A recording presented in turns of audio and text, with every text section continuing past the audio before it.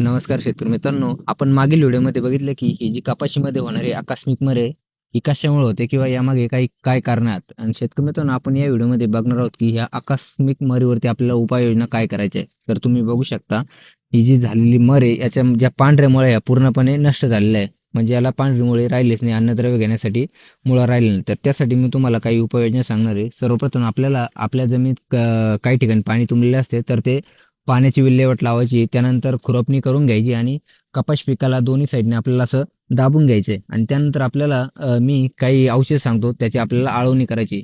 मित्रांनो, सर्वप्रथम आपल्याला मी काही खते सांगणार आहेत, त्याची तुम्हाला आळवणी करायची आहे. त्यामध्ये तुम्ही युरिया घेऊ शकता 200 ग्रॅम. त्यासोबत आपल्याला एम-ओ-पी घ्यायचे पोटॅश 100 ग्रॅम.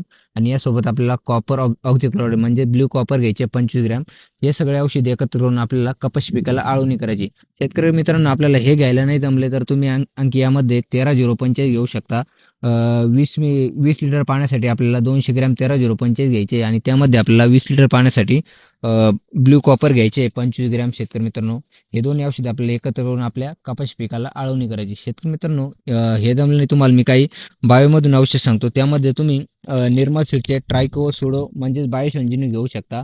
याचे प्रमाण आपल्याला 1 एकरसाठी 1 किलो एवढे घ्यायचे. आणि यासोबत आपल्याला पांढऱ्या मुळांची वाढ व्हावी किंवा अन्नद्रव्याची अपटेक व्हावी, त्यासाठी आपल्याला मायक्रोरायझा घ्यायचा आहे. याचे प्रमाण तुम्ही 1 एकरसाठी 100 ग्रॅम एवढे घेऊ शकता. आणि शेतकरी मित्रांनो, आपल्या कपाश पिकाला उमनीचा कधी अटॅक झाला असेल किंवा उमनी आपल्याला दिसत असेल, उमनी अळी आपल्याला दिसत असेल, तर त्यासाठी आपल्याला यामध्ये स्नायपरचा वापर करायचा आहे. स्नायपर आपण 1 एकरसाठी 1 किलो घेणार आहोत.